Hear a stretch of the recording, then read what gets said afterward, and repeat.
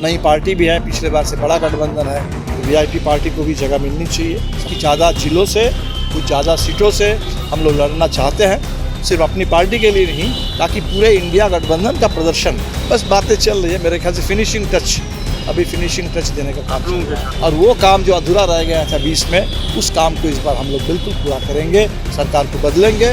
बदलो सरकार, बदलो बिहार का जो नारा है, वोट चोर गद्दी छोर का जो नारा पूरे देश में गूंज रहा है। नमस्कार, मेरा नाम आलोक है। आप लाइव स्ट्रीज देख रहे हैं। देखिए, बिहार विधानसभा के चुनाव होने हैं और सीट शेयरिंग का मामला अभी भी फंसा हुआ है, एनडीए के भीतर भी और महागठबंधन के भीतर भी।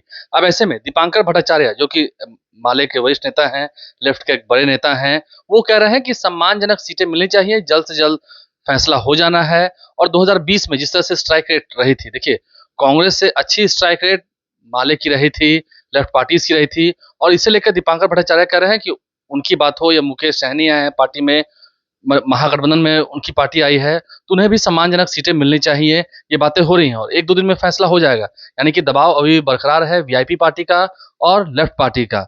उन्हें सीटें बढ़ाकर चाहिए क्योंकि उनकी हिस्सेदारी ज्यादा है, उनके पास वोट है।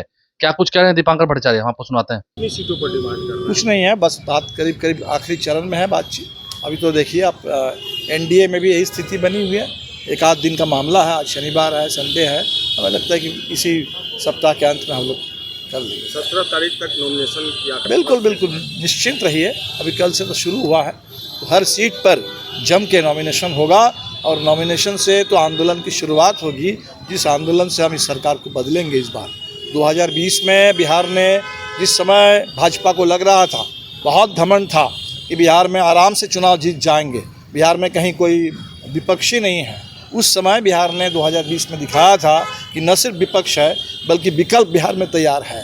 और वो काम जो अधूरा रह गया था 20 में, उस काम को इस बार हम लोग बिल्कुल पूरा करेंगे, सरकार को बदलेंगे।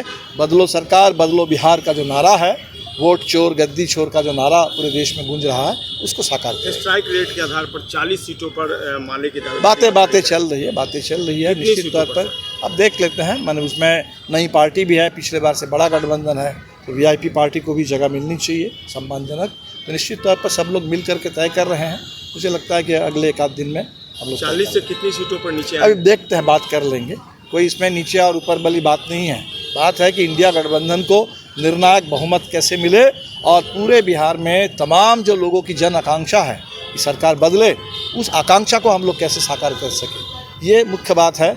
और शेष निश्चित तौर पर हमने कहा है कि ज़्यादा जिलों से, कुछ ज़्यादा सीटों से हम लोग लड़ना चाहते हैं, सिर्फ अपनी पार्टी के लिए नहीं, ताकि पूरे इंडिया गठबंधन का प्रदर्शन वो और बेहतर हो जाए। जैसे पिछली बार दक्षिण बिहार में हुआ था, शाहबाद या मगध में, वैसा ही प्रदर्शन इस बार उत्तर बिहार में, मिथिला में, कोसी में भी हो सके। हम लोग इस कोशिश में लगे हैं।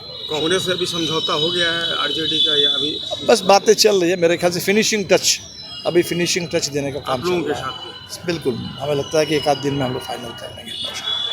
तो समझ सकते हैं आप कैसे अभी असमंजस की स्थिति है महागठबंधन में भी और एनडीए खेमे में भी। देखिए, तमाम जितने एनडीए के बड़े नेता हैं वो दिल्ली बुलाए गए हैं, वहीं पर समझौता होगा, क्योंकि जिस तरह से सीट बंटवारे में चिराग पासवान की पार्टी को 29 सीट मिलते हुए दिख रहे हैं। अब ऐसे में उपेंद्र कुशवाहा हो या जीतन मांझी हो, वो दोनों ही नाराज हो चुके हैं, दोनों की बात पूरी अभी नहीं हुई है, अभी वार्तालाप जारी है। तो ऐसे में सभी नेता दिल्ली बुलाए गए हैं। वहीं महागठबंधन के भीतर भी सीट शेयरिंग का जो मसला है अभी तक सुलझा नहीं है।